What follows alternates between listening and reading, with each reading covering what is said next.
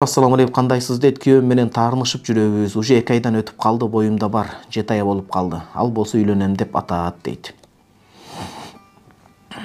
Кайненем менен абысыным мени жамандап, акыр ушул абалга келдик. Менин өзүмдүн атам өтүп кеткен.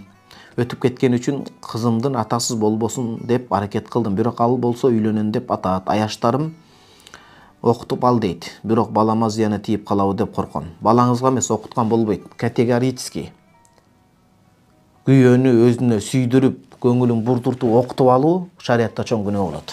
Бул сыйкыр эле болот анык. Сыйкырдын тобасы кыйын болот. Балаңызга зыянынан алдын күйөөңүздүн өзү көпкө жетпей өлүп калат. Эркек адам сыйкырды адатта көтөрө албайт. Туугандар, ушуга кеңири токтоп айтайын. Үй бүлөдө үйлөнгөндөн кийин болсо дагы эркек аялын окутуп алып, же сиз сурап аткандай аялы күйөөсүн окутуп алып деген маселе жок. Өкө аял күйөө болуп турса дагы ысытма суутма деген бул болбогон кеп, бул күнөө, чоң күнөөлөрдүн бири. Эми элестетиңиз, никеде жок туруп бирөөнү окутуп алып, бул 2 эсе чоң күнөө болот. Тагдырга каршы чыгуу болот, Кудай сактасын. Ошон үчүн күйөөңүздү адал бир эп бар, кайсы жакшынакай аял болуу. Не себептен сизден көңүл калып атат? Жакшынакай ошону кемчилик денеңизден, ошо кемчиликтерди таап, ошону оңдоп, күйөөңүздүн көзү менен айланып, жакшынакай бир табитин, мындай бир моокумун кандырып, жашоодон моокумун кандырып, тамак аштан башка бардык мамиледен ушундай бир сизге көзү тое тургандай болсо, бардык ордуна келет. Эркек адам сыйкырды көтөрө албайт, морт болот эркек адам жаны. Аял затындай эмес. Аял зат улам Алла Таала бала төрөп, этек кирди ай сайын берип атып, аял кишинин ден соолугу чыңыраак болот. Эркек адам көтөрө албайт. Күйөөңүздү жоготуп аласыз эртең. Жинилешип калат. Ошол керекпи сизге? Ана бул жана көп үй бүлөлөргө дагы тиешелүү маселе. Экинчиси адатта биринчисинен кызганып окутуп алат же башка болот, өкөнө тең жок болуп калат натыйжада. Кудайдан коркуш керек, туугандар. Ысытма, суутма, никеде болуп турса да күйөөсүн, аялын окутуу деген сөз жок. Ушуну менен маселе бүттү, туугандар. Деп атат, аяштарым дейт.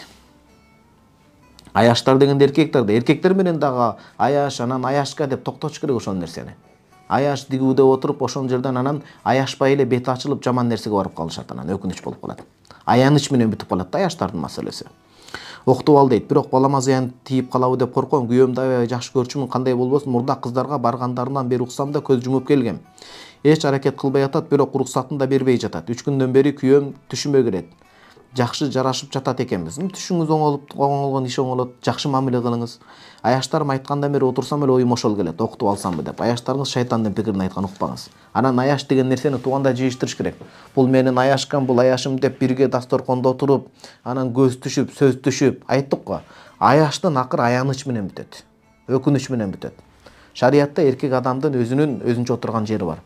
Түгүл, мисалы мына кээ бир мусулман элдердин маданиятында келин менен бир мүмкүнчүлүк болсо, келин менен да бирге отурбоо маселеси каралат. Албетте бул деген сөз молдолордон кылыктап, жумурткадан кыр издеп деген эмес.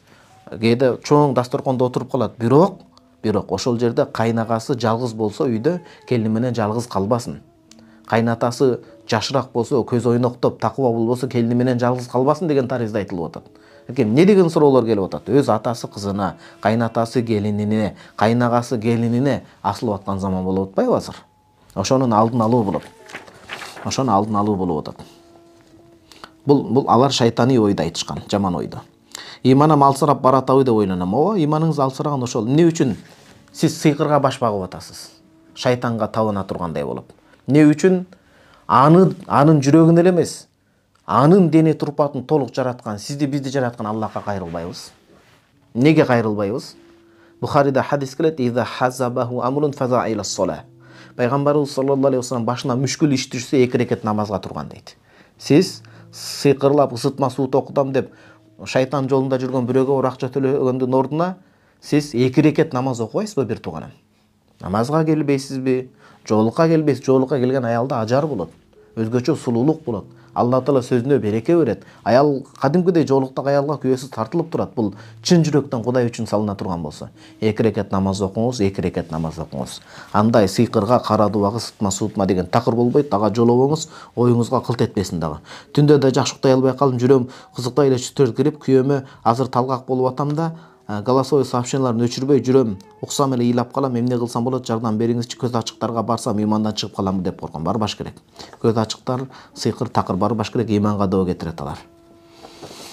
Эми тагдырда ал үйлөнүп алам десе, эркек эми ошо чечим алып үйлөнүп алса, адилеттүү болсун. Үйлөнө элек болсо, ал адилеттүү боло алабы, боло албайбы, карыстан таябы, тайбайбы, сизди эле этеңизди кармап жүргөнү жакшы болот эгер антип адилеттүү боло албаса. Дуа кылыңыз, аракет кылыңыз, чакырыңыз сүйлөшүп.